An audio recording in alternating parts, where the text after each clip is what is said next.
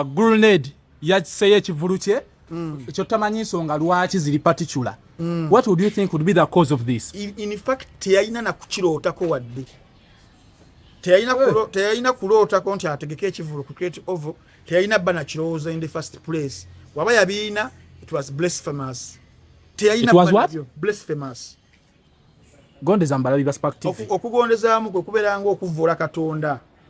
Yes sir. Kati bigayo Bombi okuba n'ekirooto okuba cricket oval is blasphemous.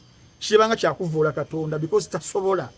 Yes, bannange tuwe bannayuganda ekitiibwa. Tubaweere ddala ekitiibwa.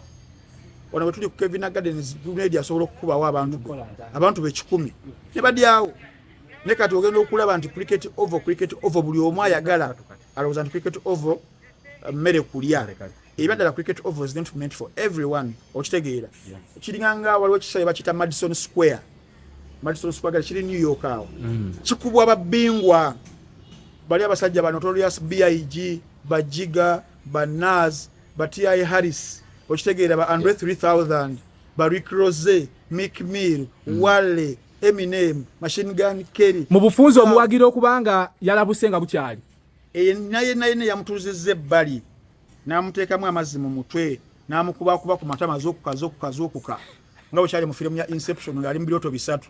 Yebale nnyo whoever did that.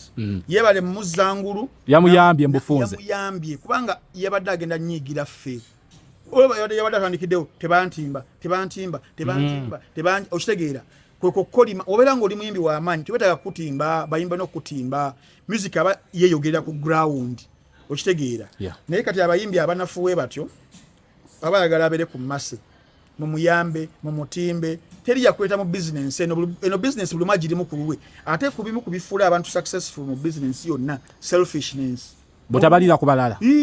That is the sad reality. Nebe munaddaawo industry ya Uganda temwete tweyagala in Nigeria tweyagaliza faidi who omanyi otawo wakati wa bana boy ne Wizkid olugenda kati myaka 9 ne David okutwaliza awamu awo omanyi otawo Drake ne Kendrick Lamar okutuuka n'okubita pedophile